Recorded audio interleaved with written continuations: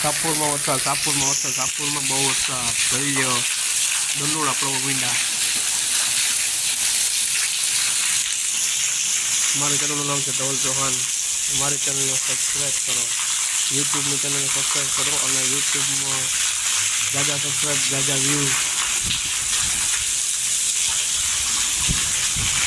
વધારો YouTube channel में upload करते वीडियो